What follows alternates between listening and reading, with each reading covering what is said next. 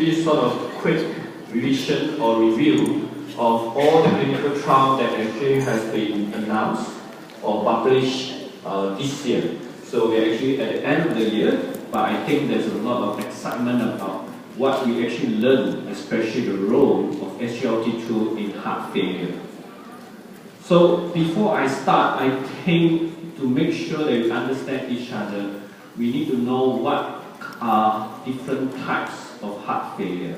So this is a new definition of heart failure. Now we actually have three types of heart failure: the reduced ejection fraction, the mid-range ejection fraction, and lastly the preserved ejection fraction. The one in the middle called mid-range is something new. This is not there, say, a couple of years ago, so this is something new. We do know much about it. We do not know much about it. It could be someone who is actually slowly recovering from heart failure, for example, peripartum cardiomyopathy. So we do not know much.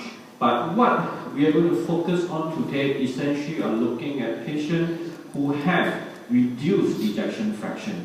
Now, what I want you to take note is that for you to say that this patient is reduced ejection fraction, number one, they need to have signs and symptoms of heart failure. Number two, the ejection fraction need to be less than 40%. You do not need biomarkers, you do not need anything else. Remember that. Which is in contrast when you actually diagnose preserved ejection fraction or heart failure with preserved ejection fraction, you need to have symptoms and signs of heart failure. The ejection fraction is more than 50%, and most importantly, you need to have biomarkers. You need to have diastolic dysfunction in the echocardiography. A lot of us, when we learn heart failure, we learn about diastolic heart failure.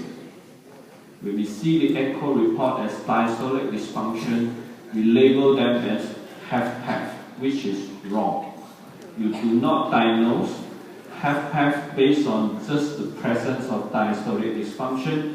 Patients need to have symptoms and signs of heart failure. A lot of older population have diastolic dysfunction, but that does not mean they have HFpEF. So make sure we understand that part when we look at the clinical trial in a short while. So I start with the common one, the heart